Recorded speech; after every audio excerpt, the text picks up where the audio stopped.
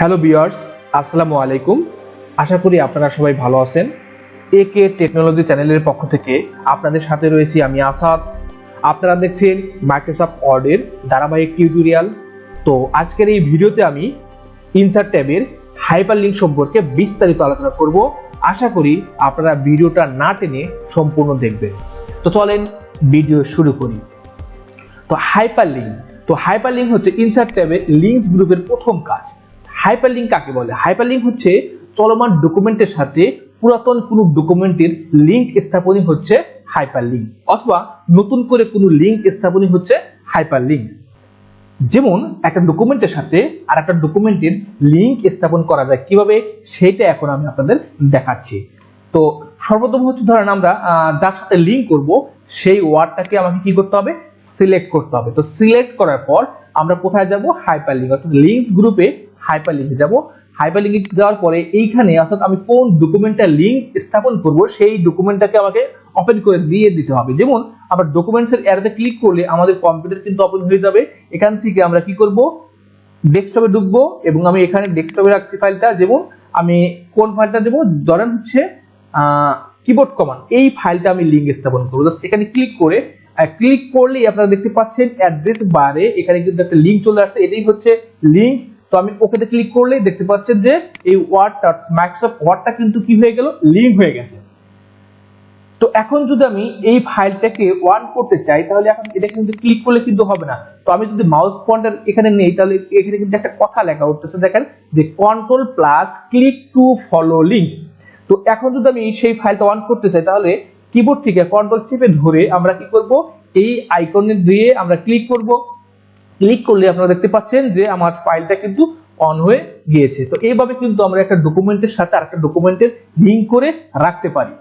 তো এটাকে আমি ক্লোজ করে দিচ্ছি। এখন আমি এটাকে যদি রিমুভ করে দিতে চাই তাহলে এটাকে সিলেক্ট করব। সিলেক্ট করার পর আমরা হাইপারলিংকে ক্লিক করব। ক্লিক করলেই এখানে একটা অপশন দেখতে পাচ্ছেন, কি লেখা আছে? Remove link. এখানে ক্লিক করলে কিন্তু রিমুভ হয়ে যাবে। আচ্ছা, ধরেন আমরা একটা পিকচারের লিংক স্থাপন করব। যেমন আমি লিখলাম হচ্ছে মাই পিকটাকে আমি সিলেক্ট করব, করে হাইপারলিংকে ঢুকবো। সেম ভাবে আমি ফাইলটা যেখানে রেখেছি সেখানে চলে যাব। ডাবল ক্লিক করে ধরুন আমি এই পিকচারটাকে লিংক করব। ক্লিক করলাম, ওকে। এখানে আপনারা দেখতে পাচ্ছেন মাই পিক যে ওয়ার্ডটা আছে সেটা কিন্তু লিংক আপ হয়ে গেছে। এখন যদি আমি কন্ট্রোল ধরে জাস্ট ক্লিক করি তাহলে আপনারা দেখতে পাচ্ছেন যে এখানে আমাদের সেই পিকচারটা কিন্তু অন হয়ে গেছে। তাহলে এইভাবে কিন্তু আপনারা যে কোনো ধরনের ফাইল আপনারা লিংক করে রাখতে পারবেন। হতে পারে সেটা পিকচার, হতে পারে কোনো ভিডিও, হতে পারে কোনো অডিও, হতে পারে কোনো এক্সেল এর ফাইল, হতে পারে কোনো ফটোশপের, মানে এভরিথিং কিন্তু আমরা কিন্তু লিংক আপ করে রাখতে পারবো। আচ্ছা, আমি এটাকে ক্লোজ করে দেখাচ্ছি। তো এটাকে যদি আমি রিমুভ করতে চাই জাস্ট শুধু সিলেক্ট করে আমি এখান থেকে দেখাচ্ছি না, আমি জাস্ট শুধু এটা মাউস পয়েন্টার রেখে রাইট বাটন ক্লিক করে আমরা এইখানে একটা অপশন দেখতে পাবো রিমুভ হাইপারলিংক। ক্লিক করলে কিন্তু এটা রিমুভ হয়ে যাবে।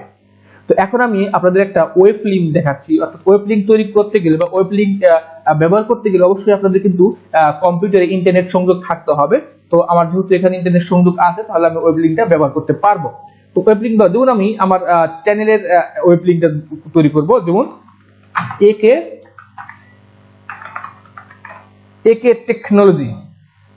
তো এই লেখাটাকে আমি সিলেক্ট করে আমরা দেন আমার এইখানে গুগল ক্রোমে দেখেন আমার এই সার্চ ইঞ্জিনে কিন্তু আমরা যে ইয়াগুলো দেখতেছি, যে আমার যে লিংকটা দেখতেছি, এই লিংকটাকে আমি সিলেক্ট করে আমি কি করব? কন্ট্রোল সি দ্বারা কপি করব এবং ওয়ার্ডে এসে এটাকে সিলেক্ট রেখে আমি হাইপারলিংকে এখন কিবোর্ড কমান্ড দিয়ে করব। তো কিবোর্ড কমান্ড হচ্ছে কন্ট্রোল কে দিলে কিন্তু আমার ইনসার্ট হাইপারলিংক ডায়লগ বক্সটা চলে আসবে।